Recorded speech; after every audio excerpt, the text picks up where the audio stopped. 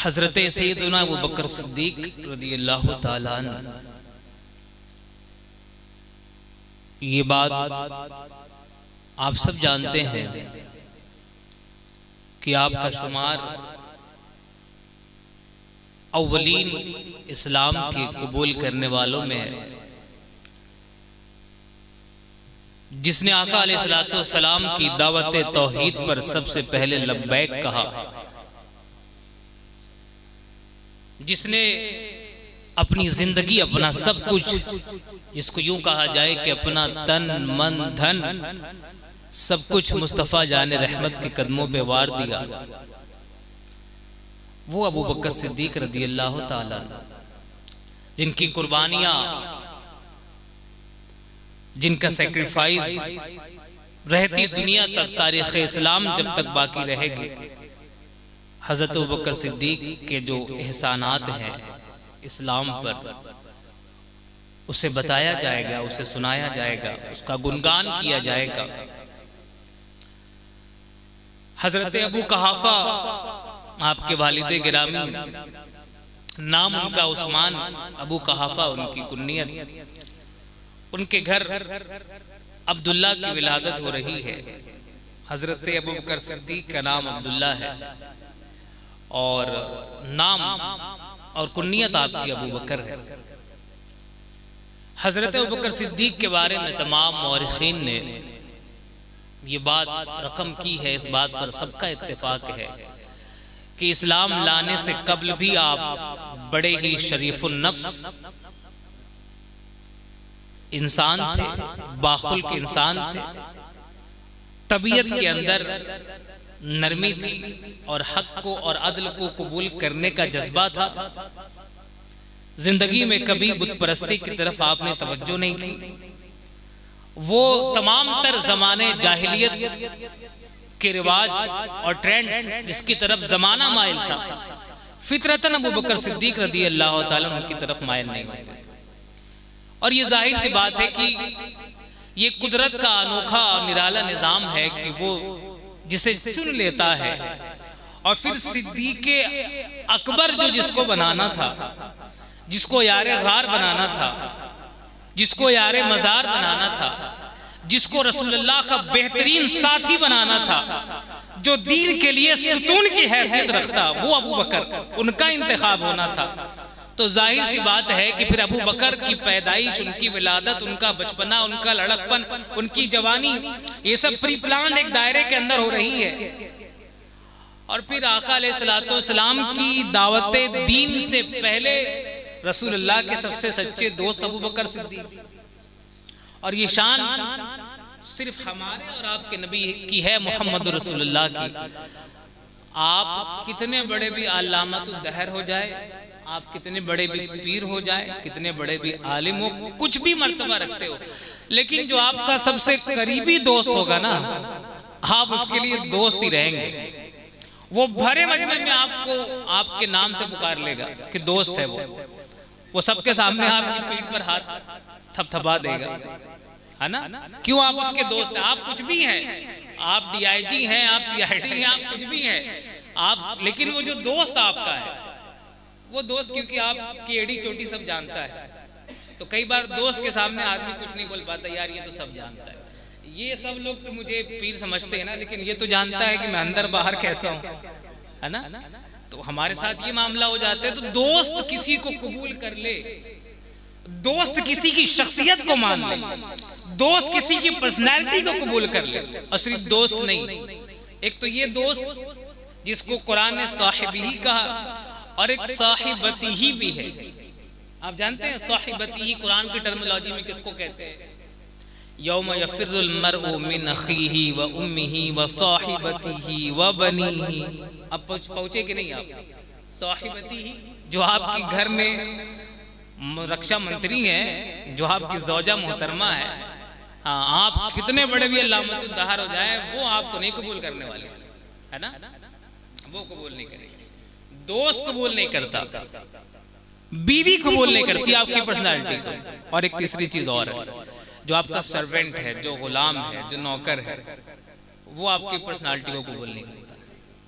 नौकर है आपका, आप उसको रकम दे रहे हैं इसलिए सर झुकाए खड़ा रहता है। वो तो जानता है कि आप घर में कैसे हैं, वो आपकी शब रोज से वाकिफ होता है, वो आपकी पर्सनालिटी को नहीं मानता। कुर्बान जाइए, हम जिस रसूल के मानने वाले हैं, सबसे पहले जो कलमा पढ़ता है दावत तौहीद पर, वो दोस्त अबू बकर सिद्दीक है। और जो औरत सबसे पहले कलमा पढ़ती है वो कोई और नहीं, घर की बीवी है। और जो गुलाम पहले कलमा पढ़ता है वो ज़ैद इब्न हारिसा है। ये तीनों चीजें, ये शान सिर्फ मोहम्मद रसूलुल्लाह की है कि शख्सियत को सबसे पहले माने तो दोस्त ने माना है, और घर में माना है तो ज़ौजा और बीवी ने माना है। इस शान हमारे और आपके नबी की है, मोहम्मद रसूलुल्लाह सल्लल्लाहु तआला अलैहि वसल्लम, है ना। अबू बकर सिद्दीक कैसे सच्चे साथी। अच्छा, अब ये भी समझ लीजिए कि ये सिद्दीक जो कहते हैं, ये सिद्दीक क्यों कहते हैं, सिद्दीक का माना क्या है ना। एक तो माना बता दिया हज़रत ने सच्चा, लेकिन कुरान की टर्मिनोलॉजी में जो आयत करीमा मैंने पढ़ी है, उलाइकल्लज़ीना अनअमल्लाहु अलैहिम मिनन नबिय्यीना वस्सिद्दीकीना वश्शुहदाई वस्सालिहीन, है ना। अब देखिए तरतीब कुरान की है, अंबिया, नबिय्यीन, सिद्दीकीन, शुहदा, सालिहीन। इसका मतलब है कि अंबिया के जस्ट बाद जो मकाम, जो दर्जा शुरू होता है वो सिद्दीकीन का दर्जा शुरू होता है, ठीक है। अंबिया के जस्ट बाद जो मकाम मर्तबा शुरू होता है, नबूवत से जस्ट नीचे, यानी थोड़ा सा अगर आगे बढ़ते तो नबूवत हासिल हो जाती है। ये मर्तबा किसका होता है, सिद्दीकीन का होता है ना। सिद्दीकीन ये जमा का सेगा है, सिद्दीकीन। अगर जमा का सेगा ना समझे तो बहुवचन समझ लीजिए, प्लूरल समझ लीजिए, जो आप समझते हैं। सिद्दीकीन वाहिद इसका सिद्दीक है।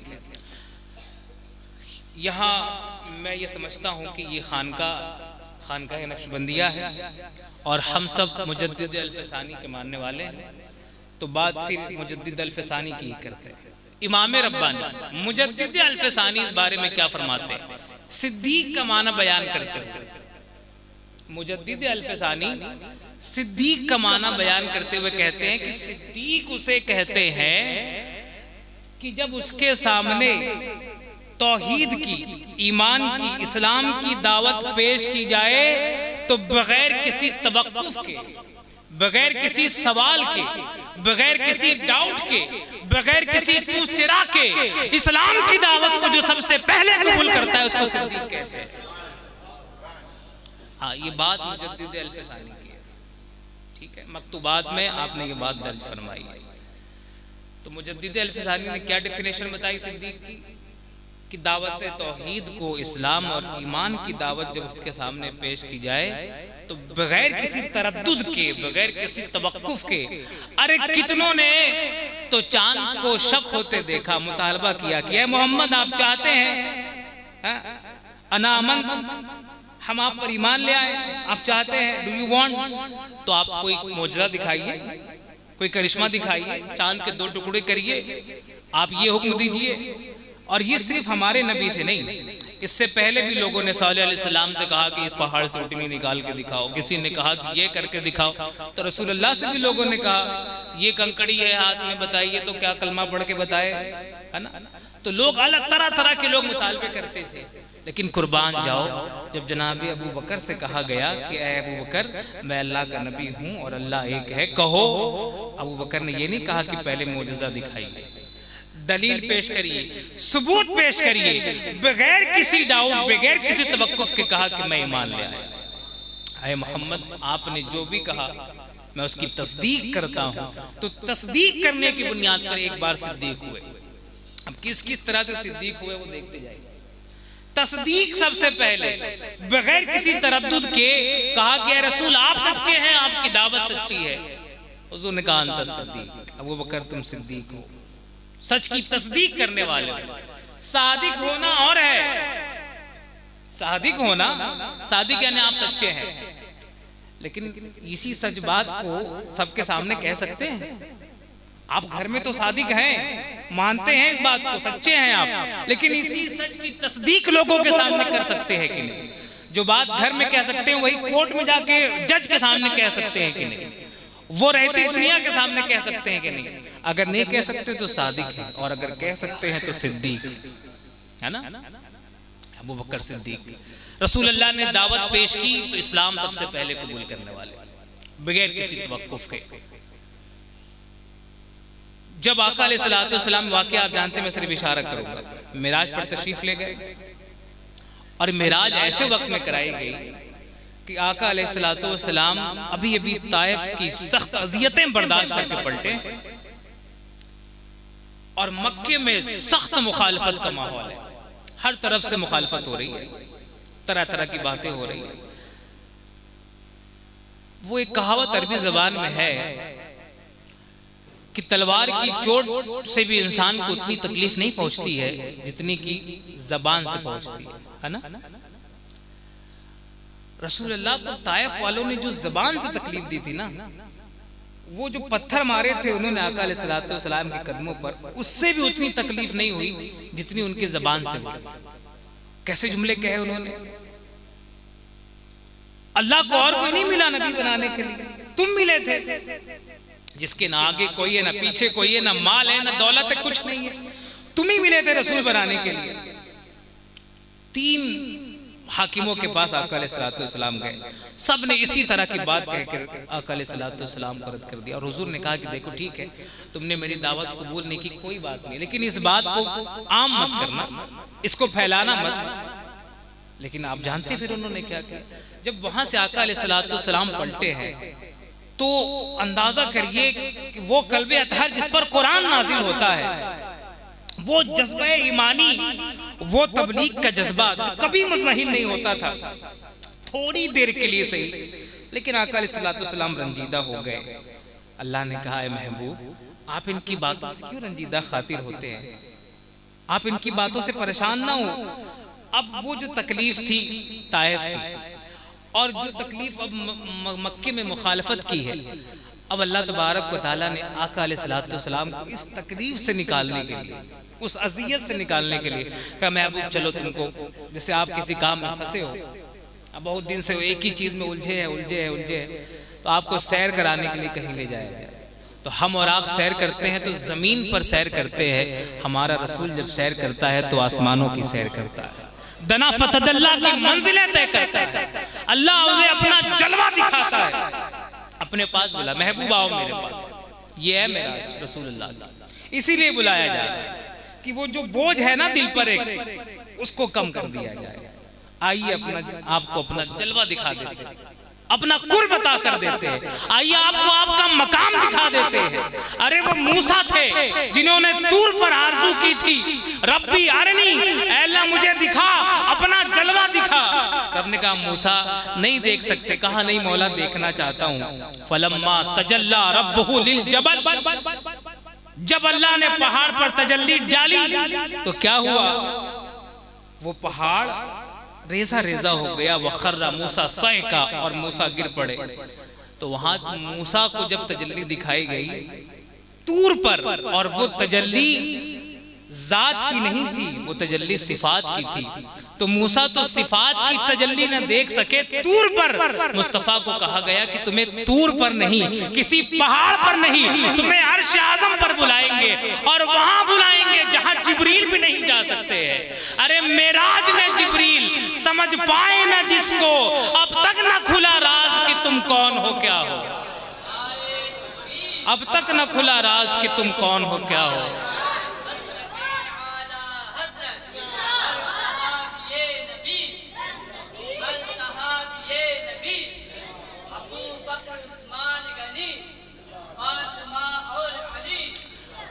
अब वहां बुला करके जलवा दिखाया गया। अच्छा, अब ये पूरा प्रोसेस हो गया, मिराज करा दी गई, मस्जिद हराम से मस्जिद अक्सा, फिर वहां से दना फतदल्ला। अब सुबह जब आका अलैहिस्सलाम ने बताया कि मैंने रातों रात ये सफर किया, तो कुफार और मुशरिकीन वो तो लगे ही रहते थे, टोह में कोई ना कोई बात मिले और हम इनको टॉन्ट करें, तंज करें, इसमें लगे रहते। जब ये बात पता चली तो उन लोगों ने प्लान बनाया कि ये बड़ा सच्चा साथी है अबू बकर सिद्दीक, ये मोहम्मद का बड़ा सच्चा साथी है, आओ सबने घेरा। अब सोचिए कि एक अकेले अबू बकर सिद्दीक और सब मिलकर के इसी प्लान से आए हैं कि आज इनको टॉन्ट किया जाए, तंज किया जाए। कहा अच्छा अच्छा अबू बकर रुको, कहा हाँ क्या बात है? कहा एक बात बताओ। कहा अगर कोई शख्स ये कहे कि वो एक ही रात में मस्जिद हराम से मस्जिद अक्सा जाए और फिर वहां से आगे का सफर करे और पूरी रात भी ना गुजरे, थोड़े से लम्हे में इतना लंबा सफर करके चला आए, तो क्या तुम मानोगे इस बात को? और वो थे भी अबू बकर सिद्दीक, वो जानते भी थे इनकी फितरत। उन्होंने कहा पहले ये बताओ कायल कौन है, कहने वाला कौन है? ये कहा किसने? ये कहने वाला कौन है?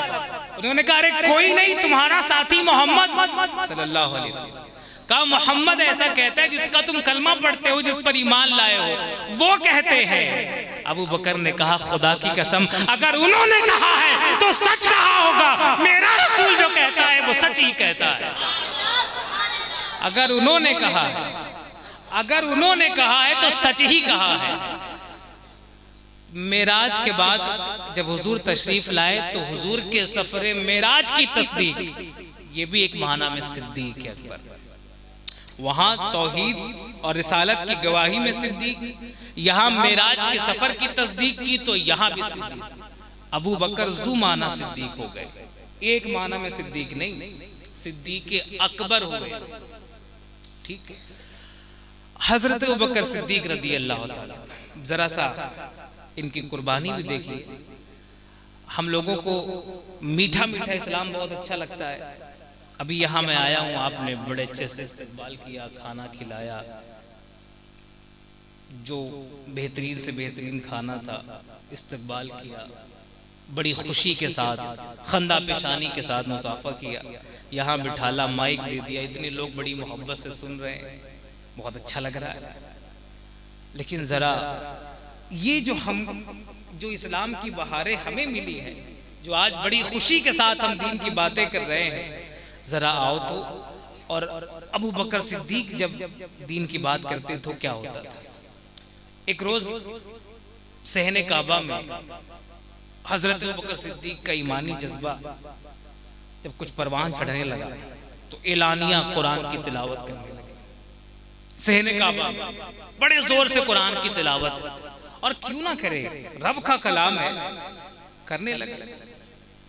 अब जब कुफार मुशरिकीन ने सुना कुरान की तिलावत, पकड़ ली और मारना शुरू किया। तारीख में आता है कि इतना मारा कि सूरत पहचान में नहीं आती थी। उनके कबीले वालों ने आकर के अबू बकर सिद्दीक को बचाया, सिर्फ किस लिए? कुरान पढ़ रहे थे। आज हम कुरान पढ़े लोग फूल बरसाते हैं, आज हम कुरान पढ़े लोग नोट बरसाते हैं। अबू बकर कुरान पढ़ रहे हैं। और हजरत अबू बकर की कुरान पढ़ने की भी कहानी क्यों इतना उनको तकलीफ है कुरान पढ़ने की? बाज़ दफा ऐसा भी हुआ कि लोग आकर के रसूलुल्लाह से कहते कि अपने ये साथी को कहें कि कुरान की तिलावत पोशीदा तौर पर किया करे, छुप के किया करे, धीरे किया करे, इसके लहजे में, इसके कुरान पढ़ने में इतना दर्द है, हमको लगता है कि कहीं इसके कुरान की आवाज सुन के हमारे बच्चे मुसलमान ना हो जाए। ऐसा कुरान पढ़ते थे अबू बकर सिद्दीक, है ना?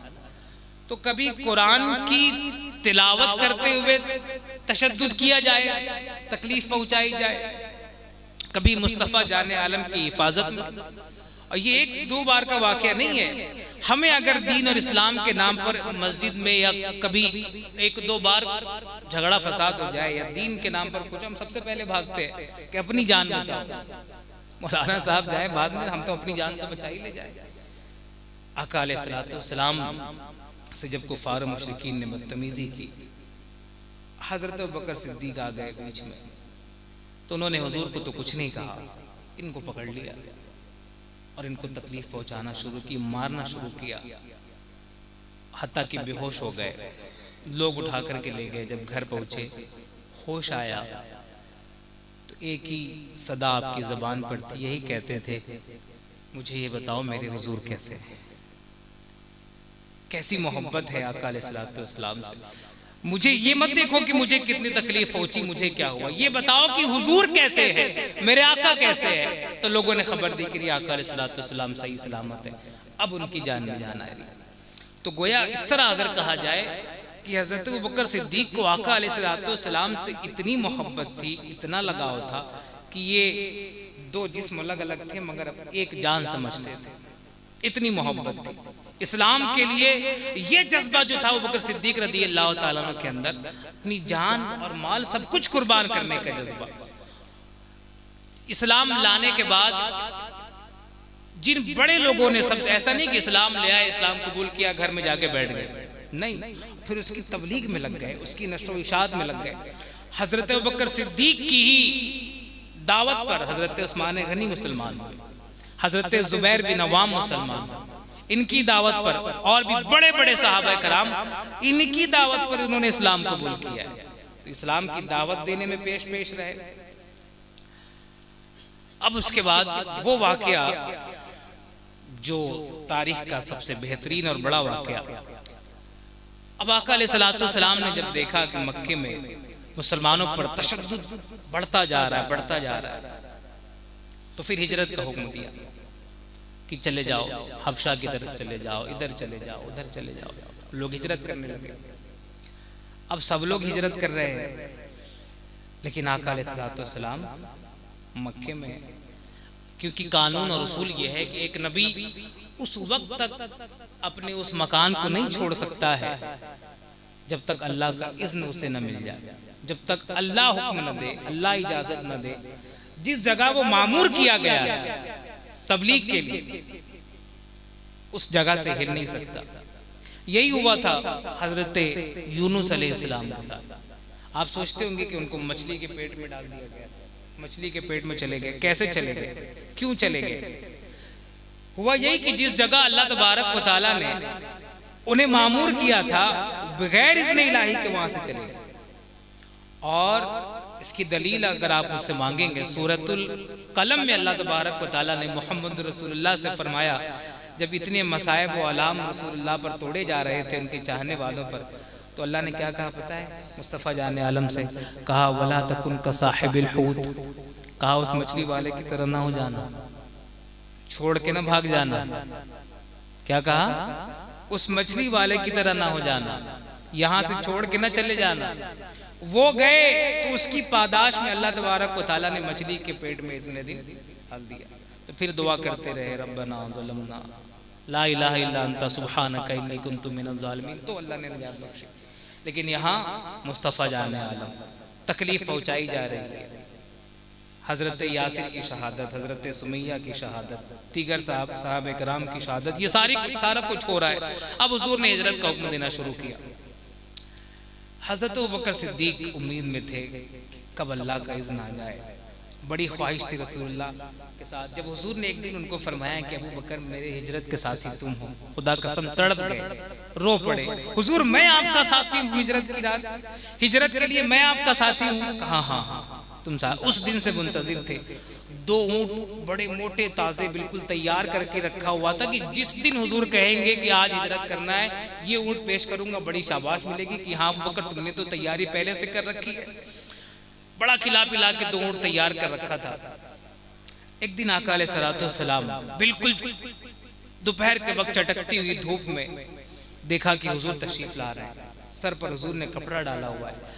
और अहले अरब के यहाँ दोपहर के वक्त विजिट करना, किसी के घर जाना, ये उनकी रिवाज के खिलाफ है, उनके ट्रेंड के खिलाफ है। ऐसा नहीं करते। आराम का वक्त होता है, कैलूला का वक्त होता है।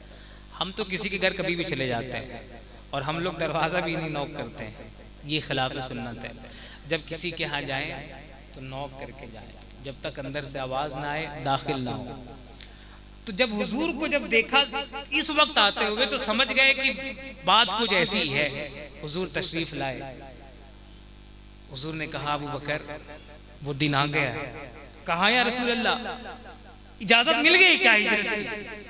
बेताबी देखी। कहा हाँ अबू बकर मिल गई।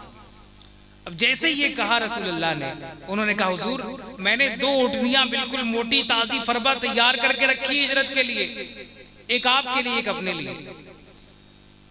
हुजूर ने कहा कि हाँ हाँ अबू बकर अच्छी बात है, लेकिन सुनो मैं जो इस्तेमाल करूंगा मैं उसकी कीमत अदा करूंगा।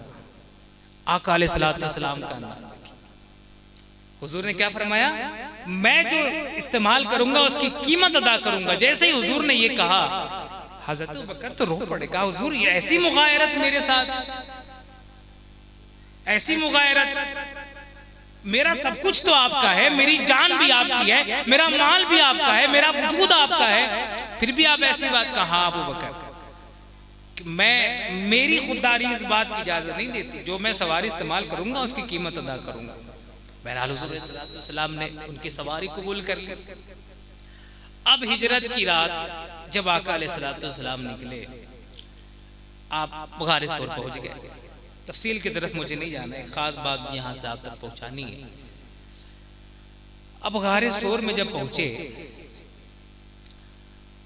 तो कुरान मजीद ने कहा कि 2 में का दूसरा इज़हुमा फिल गार सानियस नहीं, बुखार में दाखिल हुए।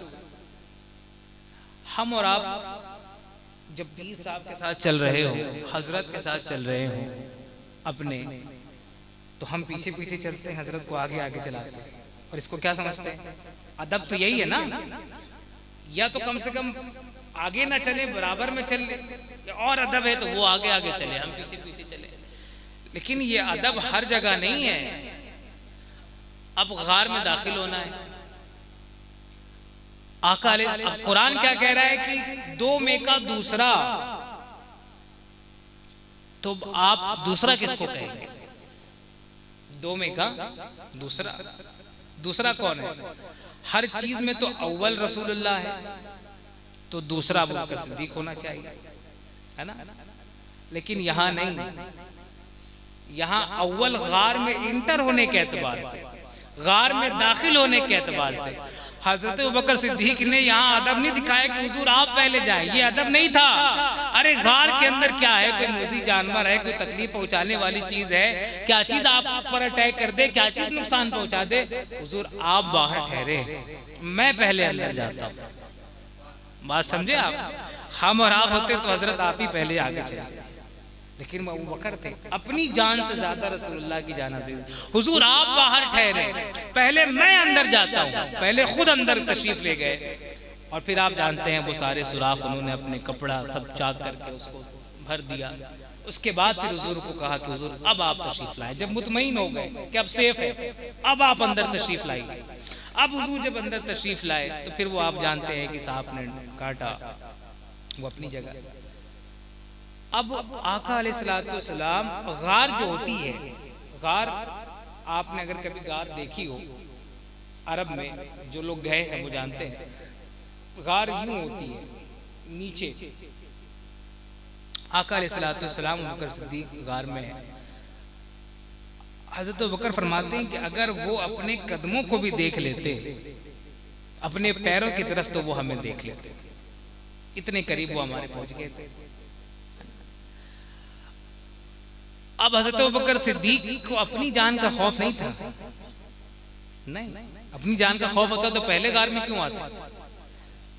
ये था कि आका अलैहिस्सलाम को कोई तकलीफ न पहुंचाए। अबू बकर सिद्दीक रज़ी अल्लाह तआला अन्हु हुजूर के हवाले से कहा कि हुजूर कहीं हमें देख न ले, कहीं हमें पकड़ न ले। तो अब फिर कुरान ने कहा इज़ यक़ूलु लिसाहिबिही, कि फिर अब मुस्तफ़ा जाने आलम ने अपने साहिब से कहा, अपने साथी से कहा।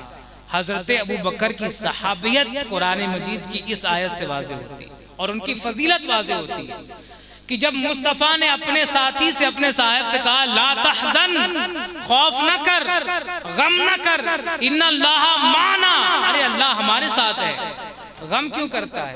मेरी जान का गम न कर। और ये नहीं कहा कि इन्नल्लाह मइया, ये भी कह सकते थे कि अल्लाह मेरे साथ है। नहीं, अल्लाह मेरे साथ नहीं है। माना, जो लोग अरबी ज़बान पढ़ते हैं वो जानते हैं कि यहाँ ज़मीन, नहनों की ज़मीन इस्तेमाल हो रही है। अल्लाह सिर्फ मेरे साथ नहीं है अबू बकर, हमारे साथ अल्लाह है, अल्लाह हमारी हिफाजत करने वाला है, तो परेशान क्यों होता है? लिहाजा हुआ यही कि वहां पर अल्लाह तबारक व तआला के हुक्म से मकड़ी ने जाला बुन दिया, कबूतरी ने अंडा दे दिया। उनको लगा कि यहाँ कोई कैसे एंटर ही नहीं हो सकता। अच्छा, एक खास बात यहाँ गार में ये है, अहले तसव्वुफ बैठे हैं, ठीक है, उन्होंने देखा, वो चले गए, तो 3 दिन गारे सोर में रुकने की क्या जरूरत थी? 3 दिन और 3 रात गारे सोर में रहने की क्या जरूरत थी? वो चले गए, इधर से निकल जाते। ये 3 दिन क्यों? यहां पर एक सूफियाना नुक्ता समात करे। आका अलैहिस्सलाम दरअसल इन 3 दिन में 3 रातों में हजरत अबू बकर सिद्दीक को तसव्वुफ के राज़ो न्याज़ सिखाना चाहते हैं। अपनी खलवत और अपनी तन्हाई अता करके वो सब कुछ बताना चाहते थे जो मजमे आम में नहीं बता सकते थे, जो लोगों के सामने नहीं बता सकते थे। अपने सीने अलम नशरा में जो राज पोशीदा थे, आज उस राज को खोलकर अबू बकर के सीने में उंडेलना चाहते थे। इसलिए 3 दिन 3 रात मुस्तफा गारे सोर में है। आज वो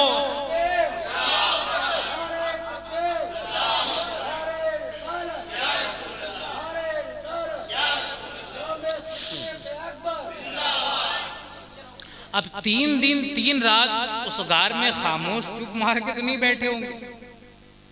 उस 3 दिन 3 रात और खलवत में कौन है, किसकी खलवत है? हाय मुस्तफ़ा जाने आलम की, साथ अबू बकर का है।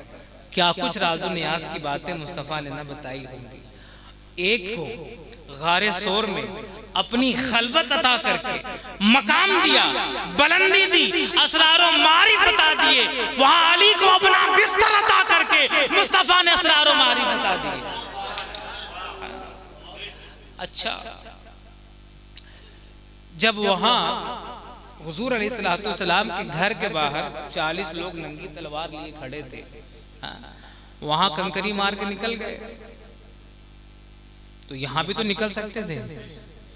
जो रसूल वहां निकलने पर कादिर था कि वो अंधे हो गए, आंख रख के भी नहीं देख सके, तो फिर यहां भी हुजूर निकल जाते। लेकिन यहां मकसूद कुछ और, यहां मकसूद सिद्दीक़ अकबर को मकाम अता करना था, अपनी खलवत अता करके असरार व मारिफ अता करने थे, इसलिए ये सारी चीजें अता की। अब इसके बाद जब आगे बढ़े तो फिर मदीने मुनव्वरा जब पहुंचे, अब सबसे पहले ही आप जानते हैं कि मदीना पहुंचने के बाद सनतो हिजरी में ग़ज़वा बद्र हो रही है, जंग बद्र हो रही है। जंग बद्र में भी थोड़ी मोड़ी कुर्बानी नहीं है उनका सिद्दीक़ रज़ी अल्लाह ताला। सारे लोग मैदान में हैं और जो रसूलुल्लाह के साथ है यहाँ भी, जो हुजूर की मुहाफ़ज़त में लगे हैं। अबू बकर सिद्दीक़ हुजूर के लिए साया बनाया, हुजूर के लिए छप्पर लगाया, साथ रसूलुल्लाह के मुहाफिज की तरह हुजूर के साथ अबू बकर सिद्दीक़ रज़ी अल्लाह ताला। अच्छा, अब आप देखिए, इंसान को अपनी जान, माल, औलाद, ये 3 चीजें अजीज होती हैं। और कुरान ने भी कहा, ज़ुय्यिना लिन्नासि हुब्बुश शहवाति मिनन निसाई वल बनीन, है ना, कि इंसान के अंदर ये चीज रखी गई है कि वो अपनी औरतों से, बच्चों से, माल से, इन चीजों से मोहब्बत करता है। लेकिन ईमानी जज्बा, रसूलुल्लाह की मोहब्बत, उसके सामने अबू बकर ने सिर्फ माल नहीं लुटाया। जरा देखिए, जंगे बद्र में उनका अपना बेटा भी है अब्दुर्रहमान इब्ने अबू बकर, और वो कुफ्फार व मुशरिकीन की तरफ से। इधर अबू बकर सिद्दीक़ रज़ी अल्लाह ताला। एक रोज उनके बेटे ने कहा कि बाबा जान, अच्छा हुआ आप बद्र के दिन मेरे सामने नहीं आए, या उसने कहा कि आप मेरे सामने आए थे मगर मैंने छोड़ दिया। हज़रत अबू बकर सिद्दीक़ ने कहा कि खुदा की कसम, अगर तू मेरी तलवार के नीचे आता तो मैं तेरी गर्दन मारने में जरा बराबर भी दरेक नहीं करता। औलाद की मोहब्बत बाद में, मुस्तफ़ा के दीन की मोहब्बत पहले, मुस्तफ़ा के दीन की अफजलियत पहले। ये जज्बा ईमानी, यानी औलाद और माल, दुनिया हर शय से बढ़कर दीन उन्हें महबूब था, वो अबू बकर सिद्दीक़ रज़ी अल्लाह ताला। वाक़यात बहुत सारे हैं दरमियान में, लेकिन मैं समझता हूँ कि वक्त की किल्लत भी है, चंद बातें और समाप्त करें। हज़रत अबू बकर सिद्दीक़ रज़ी अल्लाह ताला, वो तो आप जानते हैं कि जब कभी माल देने की बारी आई, इतना आपने अता किया। खुद आका अलैहिस्सलाम फरमाते हैं कि मेरे दीन को जितना फायदा अबू बकर के माल से पहुंचा है, किसी और के माल से नहीं पहुंचा है। गुलाम आजाद करने की बात हुई तो हम और आप आमतौर से सुनते हैं कि हजरत बिलाल को आजाद कराया। सिर्फ हजरत बिलाल को नहीं, हजरत जुनैरा को भी उन्होंने आजाद कराया। हजरत बिलाल के अलावा 4 तकरीबन गुलाम साहबा, उनकी आदत थी कि वो माल देते थे, गुलाम आजाद कराते थे। जो लोग इस्लाम का कलमा पढ़ चुके हैं, अब उन्हें गुलाम नहीं रहने देते थे, अपना माल दे करके उन्हें आजाद कराते थे। और आपके इस अमल की तस्दीक करते हुए कुरान मजीद ने कहा वसयुजन्नबुहुल अत्क़ल्लज़ी युती मालहु यतज़क्का, वो शख्स अनकरीब जहन्नम की आग से आजाद कर दिया जाएगा जो अपना माल अल्लाह की राह में खर्च करके सुथरा करने वाला है। मुफस्सिरीन ने कहा कि अल्लाह ने अबू बकर सिद्दीक को मुत्तकी नहीं अत्क़ा कहा है। अत्क़ा अगर आप नहीं समझते तो जिस तरह आपके यहाँ अंग्रेजी जबान में सुपरलेटिव डिग्री होती है ना, गुड बेटर बेस्ट, तो बेस्ट के बाद भी कुछ है, उसी तरह हमारे यहाँ अरबी जबान में इसमें तफजील होती है, इसमें तफजील का सेगा होता है। उस आप सब जानते हैं जो उलमा है, अल्लाहु अकबर जब आप कहते हैं तो अकबर क्या है, इसमें तफजील का सेगा है। कबीर इसी से बना, अकबर सबसे बड़ा, अल्लाह सबसे बड़ा है, अत्का सबसे बड़ा मुत्तकी। किसने कहा अबू बकर को? अल्लाह ने कहा वसयुजन्नबुहुल अत्क़ल्लज़ी युती मालहु यतज़क्का, उसका माल सुथरा हो जाए इसलिए वो अल्लाह के राह में अपना माल खर्च करता है। जब औलाद की बारी आए, जान की बारी आए, माल की बारी आए, सब कुछ अबू बकर दांव पे लगाने को तैयार है। ऐसी मोहब्बत आका अलैहिस्सलातु वस्सलाम से और उनके दीन से है। अब एक बड़ा नाजुक वक्त आया मदीने में, और ये वो नाजुक वक्त है कि बड़े बड़े साहिब इस्तिकामत के भी पैर मुजमहिल हो गए, कमजोर पड़ गए। और वो कौन सा वक्त है जब रसूल हाशमी हमारे आका व मौला जनाब अहमद मुज्तबा मोहम्मद मुस्तफ़ा सल्लल्लाहु ताला अलैहि वसल्लम इस दारे फानी से कूच करने लगे। जब हुजूर अलैहिस्सलातु वस्सलाम का विसाल हुआ ज़ाहिरी, अब आप अंदाजा करें कि फिर आज वो इस दुनिया से जा रहा है, कायनात जिसके लिए बनी, सहाबा जिसे अपनी जान मान बैठे, अपना ईमान मान बैठे, अपना सब कुछ मान बैठे, आज वो रुखसत हो गया है। आज मदीने की गलियों में चीखो पुकार है। इंसान तो इंसान जानवर खुदकुशी करने पर मजबूर हो गया है। आज एक कोहराम बरपा है मदीने की गलियों में, एक कयामत की मची हुई है। उमर जैसा जरी साहबी तलवार निकाल करके गलियों में आ गया, खबरदार किसी ने कहा कि मोहम्मद रसूलुल्लाह इंतकाल कर गए, उसकी गर्दन मार दूंगा मैं। आज साहबा का ये हाल, होश खो बैठे। ऐसे वक्त में अल्लाह ने जिस मर्दे मोमिन और बंदे मोमिन को खड़ा किया है लोगों को संभालने के लिए, लोगों को दीन पर वापस लाने के लिए, उनके होश को बाकी रखने के लिए, वो कोई और नहीं सिद्दीक अकबर की ज़ात बाबरकत। हजरत अबू बकर सिद्दीक खड़े होते हैं, बेहतरीन तारीखी खुतबा आपने दिया, उन्होंने कहा लोगों सुनो, खबरदार याद रखो, तुम में से जो शख्स भी मोहम्मद सल्लल्लाहु अलैहि वसल्लम की इबादत करता था तो वो जान ले कि वो इंतकाल कर गए, और जो अल्लाह की इबादत करता है और करता था तो वो जान ले वह हय्युल कय्यूम, अल्लाह जिंदा रहने वाला है, हमेशा बाकी रहने वाला है। जो मोहम्मद सल्लल्लाहु अलैहि वसल्लम की इबादत करता था तो जान ले उनका इंतकाल। अगर तुम अल्लाह की इबादत करते थे तो तुम्हारा अल्लाह जिंदा रहने वाला है। होश में लाया लोग, और कुरान की आयत पढ़ी, वमा मुहम्मदुन इल्ला रसूल कद खलत मिन क़ब्लिहि रसूल, मोहम्मद नहीं है मगर सिर्फ रसूल। अरे वो खुदा नहीं है, अल हय्यु कय्यूम उनकी सिफत नहीं है, वो तो रसूल है, और उनसे पहले भी कितने रसूल आए, वो भी दुनिया से चले गए। अब होश के नाखून साहब, वरना हुजूर के विसाल का आलम। एक सहाबी अपने बाग में पानी दे रहे थे, किसी ने खबर दी माता रसूलुल्लाह सल्लल्लाहु अलैहि वसल्लम कि आका अलैहिस्सलातु वस्सलाम का विसाल हो गया। जैसे ही उसने ये सुना तो उसने हाथ उठा दिया, कहा अल्लाह अगर अब मोहम्मद रसूलुल्लाह की जात ही नहीं है तो मैं इन आंखों का क्या करूंगा। अल्लाह इज़हब बसरी, अल्लाह तू मेरी आंखों की रोशनी छीन ले, ये आंख किस काम की जब जाते मुस्तफा को ये नहीं देखेंगी। इतना कहना था कि उनकी आंखों की रोशनी सल्ब कर ली। आप अंदाजा करें, इस तरह के जज्बात थे सहाबा के रसूलुल्लाह के लिए। लेकिन मोहम्मद रसूलुल्लाह हुजूर अलैहिस्सलातु वस्सलाम के बाद तमाम सहाबा ने हजरत अबू बकर सिद्दीक की बैत की, उनको खलीफा, उनको हाकिम मुकर्रर किया गया। इस बात पर अहले सुन्नत का इजमा है। और आका अलैहिस्सलातु वस्सलाम ने अपनी जिंदगी के आखिरी अय्याम में, जब आप मर्ज में मुब्तला थे, उस वक्त आपने कहा कि इमामत अबू बकर सिद्दीक कराए। इमामत कौन करेगा? इमामत नायब किया करता है। आपने अपनी गैर मौजूदगी में अबू बकर सिद्दीक को इमामत का मुसल्ला अता किया। और कुर्बान जाए, एक रोज हजरत अबू बकर सिद्दीक मुसल्ला इमामत पर है, आका अलैहिस्सलाम तशरीफ लाते हैं। सहाबा कराम यूं अपनी हथेलियों से उंगलियां बजाने लगे। हजरत अबू बकर सिद्दीक समझ गए कोई तो बात है कि सहाबा अपनी उंगलियां बजा रहे हैं। आका अलैहिस्सलाम तशरीफ लाते हैं। अबू बकर सिद्दीक रज़ी अल्लाह ताला पीछे हटने लगते हैं। हुजूर ने कहा कि अबू बकर इमामत कराओ, इमामत कराओ, नमाज कायम रखो। हज़रत अबू बकर सिद्दीक पीछे हट गए। उन्होंने कहा कि अबू कहाफा के बेटे की ये मजाल नहीं कि मोहम्मद रसूलुल्लाह के आगे नमाज पढ़ाए। ये हज़रत अबू बकर सिद्दीक का अदब देखिए आका अलैहिस्सलाम के हवाले से।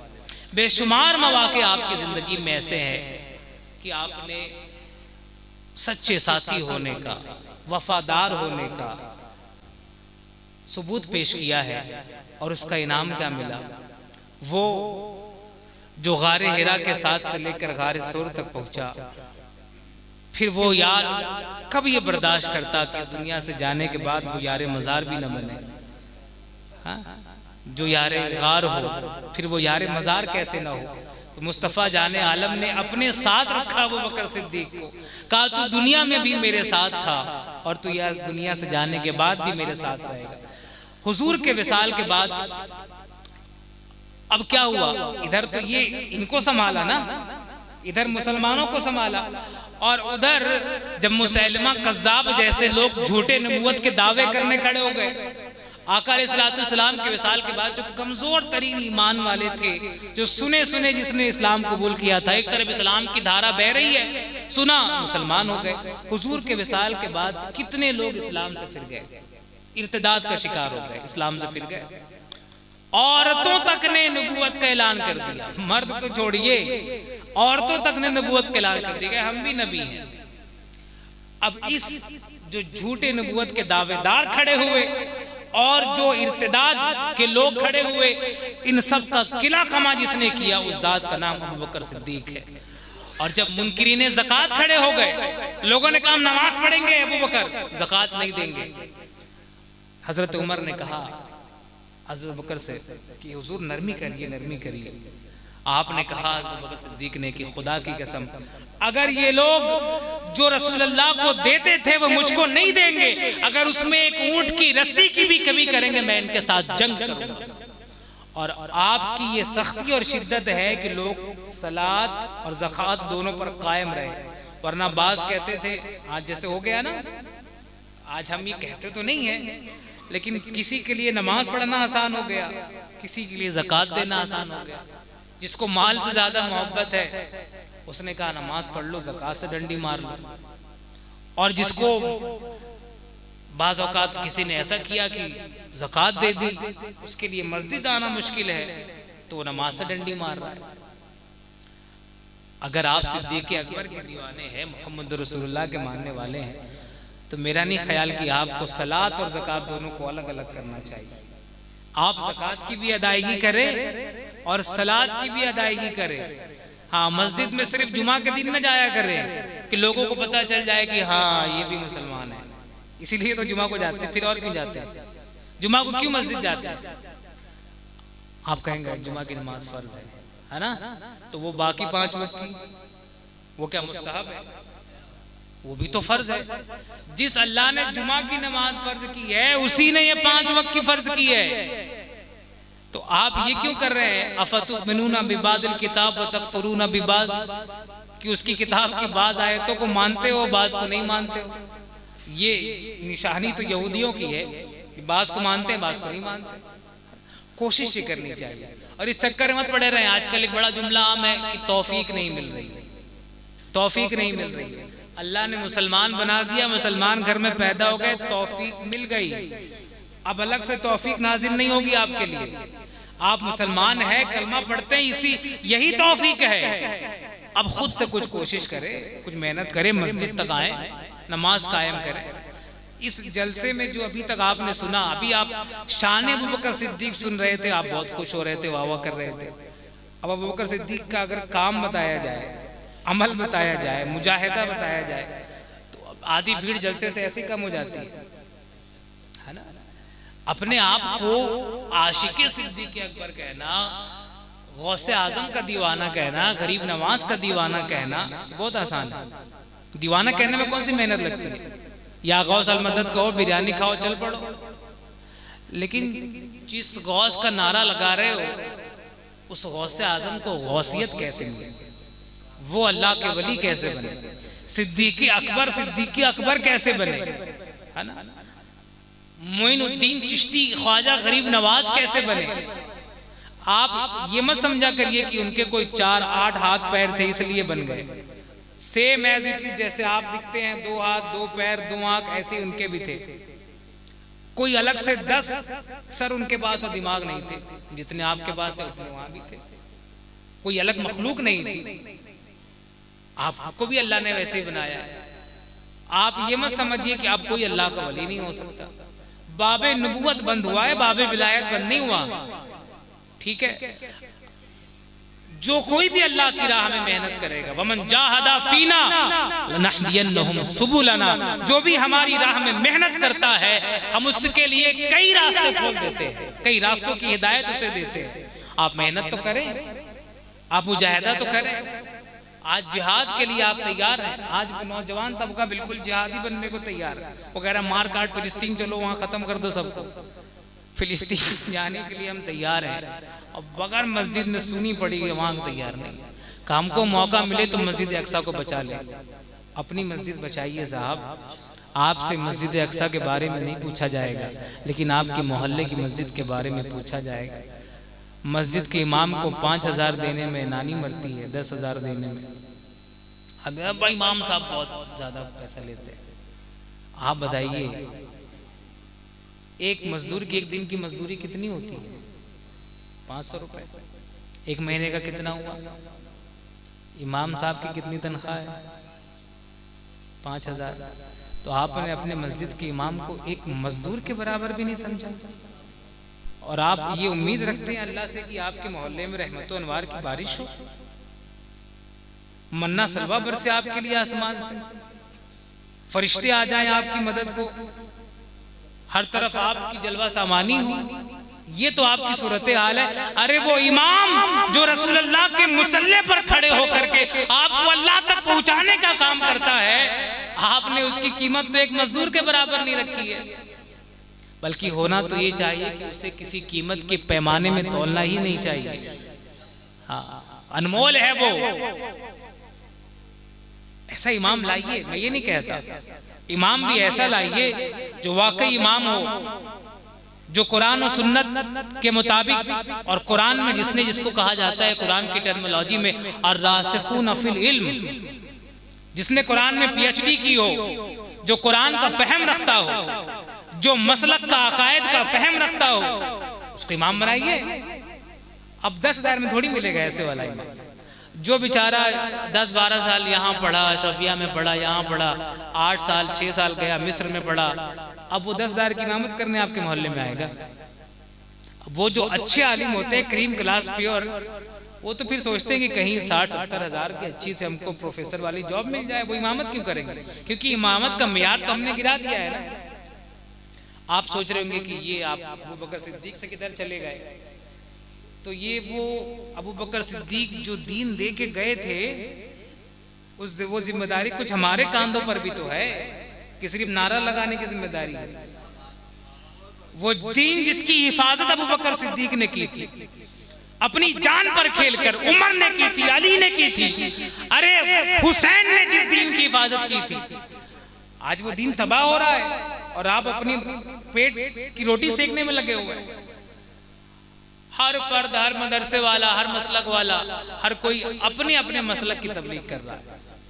हर पीर साहब चाह रहे कि हमारे मुरीद बढ़ जाए, हर मसलब वाला हमारा मदरसा भर जाए, हमारा पेट भर जाए, हमारी मस्जिद भर जाए, और मुस्तफ़ा का दीन किधर जाए उसकी किसी को फिक्र नहीं है। हाँ, आप कहते तो हैं कि दीन के नाम पे हो रहा है, चंदा लेने जब आते हैं तो दीनी जलसा, दीनी इज्तिमा, दीनी ये, दीनी ये, दीनी ये, और वहां चले जाइए तो सब कुछ है, दीन नहीं है। दीन का लेबल लगा हुआ है और दीन के नाम पर आप दाल चावल सब दे रहे हैं, दीन वहां नहीं है। आपकी एक दस्तरखान पर हम दावत करें, आपको बुलाएं अपने घर, कहें दावत है आपकी खाने की, और खाने के दस्तरखान पे हम सब कुछ ना रखें, अचार और चटनी रख दें, कई किस्म का रख दें, पूरा दस्तरखान अचार चटनी के अलग अलग अक़साम से भर दें। अब आपसे क्या हज़रत बिस्मिल्लाह करिए, तो आप हमारा मुंह देखेंगे हैरत से, कहेंगे हज़रत कैसा मजाक कर रहे हैं, आपने दावत दी है खाने की, तो ये चटनी अचार इसके अलावा कुछ है ही नहीं है, असल खाना कहाँ है, वो तो लाइए, अरे रोटी लाइए, दाल लाइए, चावल लाइए, असल लाइए। चटनी और अचार ये दाल चावल को अंदर ले जाने के लिए है। अगर आप कहें कि इसी से पेट भर ले, पूरी चटनी अचार खा जाएंगे, मैदा खराब हो जाएगा, बीमार पड़ जाएंगे। हमारी सूरत हाल दीन के मामले में ऐसे ही है। वो जो चटनी अचार है ना, वो जो रसूमाते दीन है, वो जो फातिया है, वो जो तोशा है, वो जो फला है, वो जो जलसा है, वो जो ये है, हमने कहा कि यही दीन है, और वही खाना बना के खिला रहे हैं। चटनी अचार को कह रहे हैं यही खाना है, यही खाना है, यही खाना है। असले दीन गायब है, असले दीन कहाँ है? किसी एक मुसलमान से आंख खड़े करके पूछिए कि दीन किसे कहते हैं, what is the definition of दीन, वो क्या बताएगा? और दीन की क्या पहचान है, अहले सुन्नत की क्या पहचान है? बोलेगा फातिया करना, मजार पे जाना, ये करना, नारा लगाना, यही है अहले सुन्नत की, यही पहचान है। हम में से कितने खुद नहीं जानते कि अहले सुन्नत की पहचान क्या है, दीन किसे कहते हैं? बताऊं दीन किसे कहते हैं? सुनेंगे दीन किसे कहते हैं? बुखारी मुस्लिम की मुत्तफक अलैह हदीस, जिसके मुताबिक रसूलुल्लाह ने फरमाया कि ये दीन है। इन शॉर्ट बता दूं, हुजूर अलैहिस्सलातु वस्सलाम एक रोज सहाबा के साथ जलवा अफरोज है। एक शख्स आया, सहाबा कहते हैं कि वी कांट रिकॉग्नाइज हिम, हम उसे नहीं पहचानते थे, कौन है वो? एक नया चेहरा था। वो आया, आने वाले ने सबको क्रॉस करते हुए हुजूर के करीब जाकर खड़ा हो गया। बड़ा चिट्टा सीधा सफेद लिबास उसने पहना था। उसकी जाहिरी शक्ल सूरत ये नहीं बताती थी कि कहीं से सफर करके आए, बड़ा साफ सुथरा था। उसने आकर के हुजूर से पूछा, या रसूल अल्लाह, या मोहम्मद, मल इस्लाम, सल्लल्लाहु अलैहि वसल्लम, इस्लाम क्या चीज है? तो हुजूर ने इसके जवाब में वही 5 चीजें बताई जो आप 5 पिलर्स ऑफ इस्लाम के नाम पर बच्चों को पढ़ाते हैं, है ना? क्या? शहादतु अल्ला इलाहा इल्लल्लाह व अशहदु अन्ना मुहम्मदन अब्दुहु व रसूलुहु, इस बात की गवाही देना कि अल्लाह एक है और मोहम्मद सल्लल्लाहु अलैहि वसल्लम अल्लाह के बंदे और उसके रसूल है।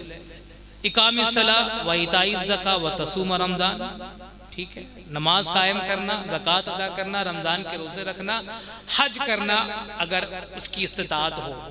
ये 5 चीज़ें बयान की। अब आप बताइए, अभी पूरा दीन नहीं हुआ, ये किस्सा है। चलिए पहले हदीस पूरी कर देते हैं। फिर उसने अगला सवाल किया, मल ईमान, ईमान क्या चीज़ है? ईमान के जवाब में हुजूर ने कहा, वही जो आप बचपन में पढ़े थे, आमन्तु बिल्लाहि व मलाइकतिही व कुतुबिही व रुसुलिही। सबको याद है ना? है ना? तो ये तो इसीलिए पढ़ाया गया था कि सिर्फ बचपन में याद करके सुना दे उस्ताद को, उसके बाद भूल जाए। अब पढ़िए इसको और दिल की आंखें खोल करके पढ़िए। अभी तक तो सिर्फ ही आंखों से पढ़ा था, अब पढ़िए। अब अक्ल के दरीचों को खोल कर पढ़िए। आमन्तु बिल्लाह, मैं अल्लाह पर ईमान लाया। कैसे? कमा हुआ भी अस्माइही व सिफातिही, जैसा कि वो है अपने नामों के साथ और अपनी सिफात के साथ, ऐसे ईमान लाए अल्लाह पर कि अल्लाह रहमान है, अल्लाह रज़्ज़ाक़ है। इस पर यकीन है कि अल्लाह रज़्ज़ाक़ है?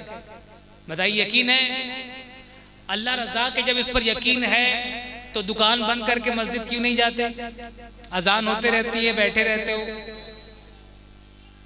आप तो इसलिए नहीं जा रहे हो ना मस्जिद, इधर बंद करूंगा तो कस्टमर ग्राहक सब लौट जाएगा, नुकसान हो जाएगा। और फिर आप कह रहे हो कि अल्लाह रज़्ज़ाक़ है।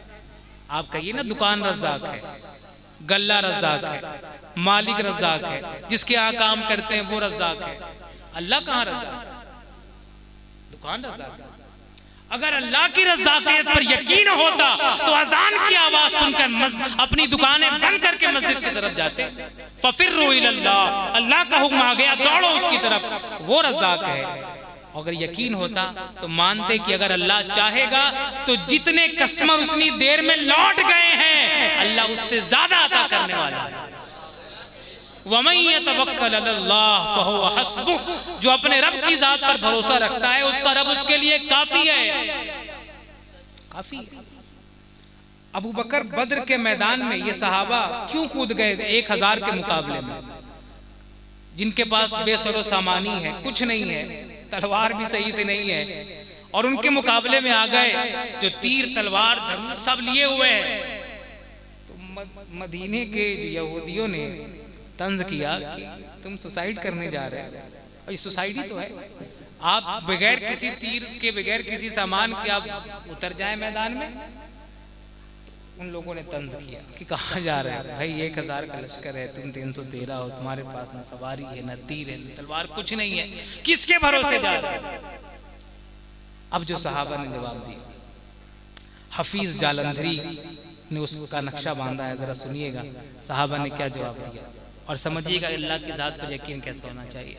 हफीज जालंधरी ने कहा, न तेगो तीर पर तकिया, तेग कहते हैं तलवार को, तीर तो आप जानते हैं, न तेगो तीर पर तकिया, न खंजर पर, न भाले पर, अरे भरोसा है तो इस सादा सी काली कमली वाले पर। अरे तुम क्या समझते हो, हम तीर और तलवार के भरोसे नहीं जा रहे, हम तो उसके भरोसे जा रहे हैं जिसको अल्लाह ने हक के साथ महफूज किया है हमारे दरमियान में। हम अल्लाह के इस रसूल के भरोसे जा रहे हैं। यकीन है इतना, हमें आज कहा जाए उतरने के लिए, हम अपना घर नहीं छोड़ रहे। फज्र की अजान हो गई, नमाज हो गई, पूरा मोहल्ला सो रहा है और इसको हम ऐब नहीं समझते। हमारे यहाँ नमाज छोड़ना ऐब नहीं है, किसी के पीछे नमाज पढ़ लेना ऐब हो जाता है।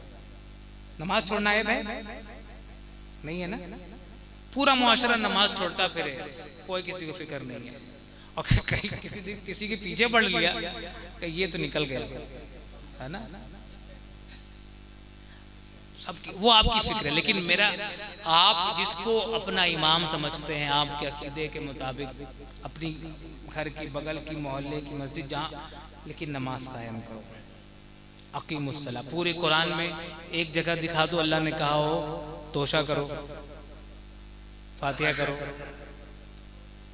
बड़े धड़ल्ले के साथ जुलूस करो, कहीं है कुरान में, हदीस में?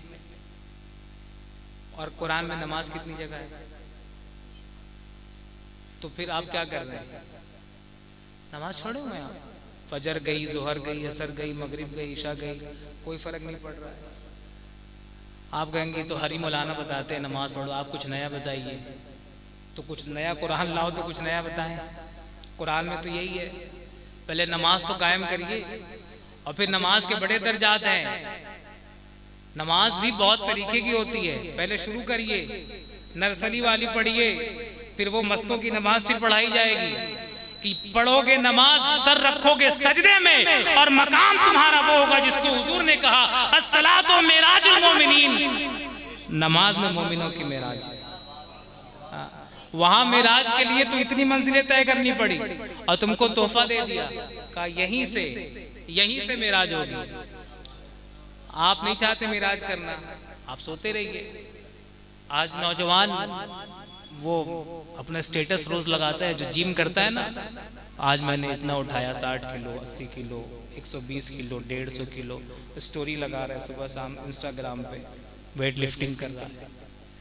वो जो जिम में सुबह 4 बजे जाके 5 बजे जाके 180 किलो 80 किलो का वेट उठाता है, वो फज्र की अजान के लिए अपना 2 किलो का कम्बल उठा करके मस्जिद नहीं जा पाता, और वो अपने आप को ताकतवर कहता है। मुस्तफ़ा जाने आलम फरमाते हैं कि फज्र की 2 रकात जो सुन्नत है ना, सुन्नत कबलिया फज्र की, वो दुनिया जहान के तमाम खजानों से बेहतर है ना। दुनिया जहान का तमाम खजाना बट रहा है, आप सो रहे हैं, है ना। हुजूर फरमाते हैं, मुस्तफ़ा जाने आलम की बात पर अगर ईमान है तो सुनो, मन सल्ला सुबह फहुव फी जिम्मतिल्लाह, जिसने सुबह की नमाज कायम की वो पूरा दिन अल्लाह के जिम्मे करम में होता है। आप नहीं चाहते कि आप अल्लाह के जिम्मे करम में रहें, तो कायम करिए ना। आप जिस वली से मोहब्बत करते हैं खूब मोहब्बत करिए, लेकिन ये सारी मोहब्बतें गौसे आजम से, गरीब नवाज से, अबू बकर सिद्दीक से, ये सारी मोहब्बतें ये निस्बतें अमल सिखाती हैं, बेअमली नहीं सिखाती। अगर आप कहते हैं कि मैं गौसे आजम का दीवाना हूं, बेनमाजी हैं, तो झूठे हैं आप। अगर आप कहते हैं कि मोहम्मद रसूलुल्लाह का दीवाना हूं और नारा लगाते हैं रसूलुल्लाह के नाम कर, और उधर जाकर के आप हराम और हलाल की तमीज किए बगैर माल गसब करते हैं, इसका निचोड़ते हैं, उसका खाते हैं, झूठ बोलकर कारोबार करते हैं, बिजनेस करते हैं और मुसलमान की इज्जतें उतारते हैं, आप आशिक रसूल नहीं है, आप झूठे हैं, बेनमाजी और आशिक रसूल। हराम और हलाल की तमीज किए बगैर अपना पेट भर रहे आशिक रसूल, पड़ोसी का हक मार के बैठे हो आशिक रसूल, भाई का हक नहीं दे रहे हो आशिक रसूल, बहन का हक नहीं दे रहे आशिक रसूल। हम इधर उधर वालों का हक मार के चले गए उम्रा करने, वाह वाह वाह, उम्रा मकबूल हो जाएगा। भाई की जमीन नहीं दे रहे, उम्रा करने गए। अम्मा घर में बीमार है, अब्बा बीमार है, उन बेचारों बूढ़ों के पास इलाज के लिए पैसा नहीं है, हजरत चले गए अजमेर शरीफ चादर चढ़ाने। अब्बा राजी नहीं है, मां नाराज है, वो बीमार है, आप गए ख्वाजा को राजी करने, लात मारेंगे ख्वाजा तुम्हारी चादर पर, तुम्हारे अकीदे पर। अगर यही अपने घर में होते और माँ बाप की खिदमत कर रहे होते, वैसे करनी से पूछो माँ की खिदमत क्या होती है। अरे मुस्तफा की सोबत में नहीं गए, सहाबियत के इतने बड़े मनसब से रुक गए, सिर्फ किस लिए? माँ की खिदमत के लिए। आप माँ की खिदमत छोड़कर, बीमार माँ को छोड़कर आप अजमेर जा रहे हैं। ऐसा दीन नहीं दिया मुस्तफा ने हमें, ये कोई और दीन है आप लेकर के आए। हुजूर का दीन हर एक के हक की पासदारी सिखाता है, अल्लाह का भी हक, बंदों का भी हक। हाँ, अगर आप अपने वालिदैन की खिदमत करते और यहीं से ख्वाजा गरीब नवाज की तरफ मुतवज्जो होते, खुदा की कसम ख्वाजा गरीब नवाज की वो तवज्जो आपको हासिल होती जो वहां जाके हासिल नहीं होती, है ना। आज मजार के अंदर 70 चादर है और मजार के दरवाजे पर एक शख्स ठंडी के दिनों में ठिठुर रहा है, उसके तन पर कोई चादर नहीं। जिसको चादर की जरूरत नहीं है, बेनियाज है वो, और वो जिसको चादर की जरूरत है हम उसकी छीन रहे हैं, उसको देने को तैयार नहीं। मैं चादर चढ़ाने के खिलाफ नहीं, मेरे बाप दादा की भी मजार है, मैं भी चढ़ाता हूँ। एक चादर काफी है। जरूरत इस बात की है कि जिनके सरों पर चादर नहीं, वो बच्चियां जिनके निकाह नहीं हो रहे, बुढ़ापे की दहलीज को पहुंच गई है, आप 10 लाख लगा के अपनी बेटी की शादी करते हैं, उस 10 लाख में 3 शादियां भी हो सकती हैं। ये कॉन्सेप्ट इस्लाम देता है, खुशियां बांटने का देता है, अकेले खाने का नहीं देता। इस्लाम बांट कर खाने को सिखाता है। हमारा रसूल, हमारा दीन बांट कर खाने को सिखाता है। बल्कि इससे आगे बढ़े तो सूफिया तो खुद भूखे रहकर दूसरों को खिलाने वाले हैं। आप साबिर कलियरी को भी तो मानते हैं, तो सिर्फ नाम के मानते हैं। साबरी सिर्फ नाम के रह गए, कादरी सिर्फ नाम के रह गए। नाम ही नाम है जो कुछ है हकीकत के सिवा, बस हमने टाइटल लगाया हुआ है नाम के आगे, चिश्ती, साबरी, निजामी, कादरी, फला फला फला फला। और उन बुजुर्गाने दीन की तालीमात से हमारा कोई लेना देना नहीं। असल में वही उन बुजुर्गाने दीन का मानने वाला है जो उनकी तालीमात को फॉलो करता है, जो उनकी तालीमात को फॉलो करता है, उसकी नशो इशाअत करता है। आज की गुफ्तगू का माहसला पैगाम यही है। अल्लाह तबारक व तआला ने इनाम किया है नबीयीन पर, सिद्दीकीन पर, शोहदा पर, सालिहीन पर। हम जिस ज़ात बाबरकत का जिक्र सुनने और सुनाने बैठे हैं, सैयदुना अबू बकर सिद्दीक रज़ियल्लाहु तआला अन्हु, अल्लाह तबारक व तआला ने सिद्दीक के मकाम पर फायज किया, जो नबूवत के बाद सबसे बुलंद तरीन मकाम है। हमें उनकी ज़िंदगी से अल्लाह तबारक व तआला उनकी सारी ज़िंदगी का जो निचोड़ है, इश्क़ रसूल, वफ़ादारी रसूल, अमल, इत्तिबाए रसूल, एक जुमले में अगर ये बात कही जाए कि कुरान मजीद में अल्लाह ने फरमाया, मैं युतिइर रसूल फ़क़द अता अल्लाह, जिसने रसूल की इताअत की उसने अल्लाह की इताअत की। अपने आप को रसूल अल्लाह की इताअत में खपा देने वाली ज़ात का नाम अबू बकर सिद्दीक है। और जिसको कुरान ने कहा वह हसुना उलाइका रफ़ीका, इसका एक माना तो वो है, मैं जो समझता हूँ, क्योंकि आगे पीछे अबू बकर सिद्दीक रज़ियल्लाहु तआला अन्हु का जिक्र चल रहा है, क्या ही बेहतरीन साथी है वो, क्या ही बेहतरीन साथी है वो जो अपने महबूब की वफादारी में अपना सब कुछ कुर्बान करता है, वो बेहतरीन साथी होता है। अगर हम मोहब्बत करते हैं तो फिर इकबाल ने कहा कि मोहम्मद से वफा तूने तो हम तेरे हैं, ये जहां चीज है क्या लौहो कलम तेरे है। वाखिरु दवाना अनिल हम्दुलिल्लाह।